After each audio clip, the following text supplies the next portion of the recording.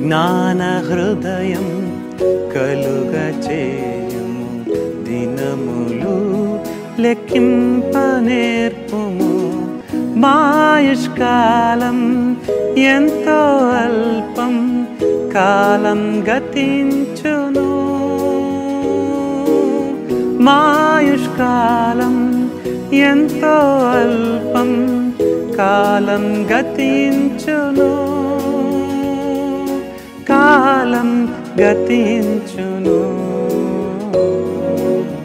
జ్ఞాన హృదయం కలుగ చేయము, దినములు లెక్కింప నేర్పుము.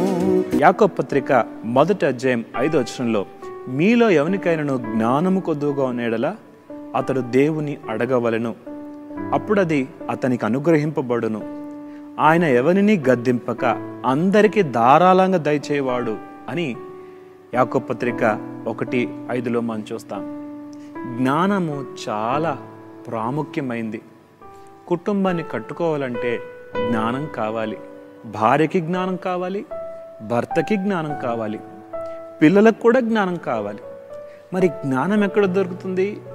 బైబిల్ గ్రంథం చెప్తుంది, బుద్ధి జ్ఞానములు సర్వసంపదలు ఆయన యందు గుప్తమైనని. ఆయనే జ్ఞానానికి మూలమైన వాడు. మనం ఆయన్ని అడిగితే దేవుడు తప్పకుండా మనకిస్తాడు. దేవుడిచ్చే జ్ఞానం ఎలాంటిదంటే యాకోబు పత్రిక 3వ అధ్యాయం 17వ వచనంలో, అయితే పైనుండి వచ్చే జ్ఞానము మొట్టమొదట పవిత్రమైనది, తర్వాత సమాధానకరమైంది, మృదువైనది, సులభముగా లోబడినది, కనికరముతోనూ మంచి ఫలములతోనూ నిండుకొనున్నది, పక్షపాతమైనను వేషధారణ అయినను లేనిదియునై ఉన్నది.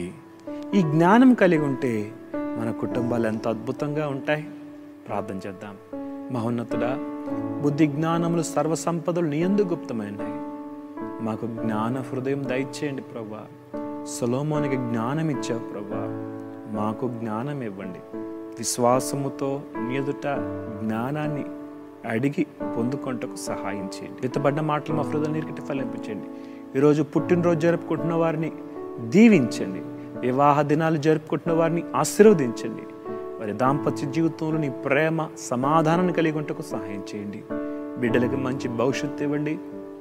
ఈ బిడ్డలు అనేక మందికి దీవెనగా ఆశీర్వాదకరంగా ఉంటకు సహాయపడమని సమాధానాన్ని ప్రకటిస్తూ యేసు నామములో అడుగుతున్నాం తండ్రి.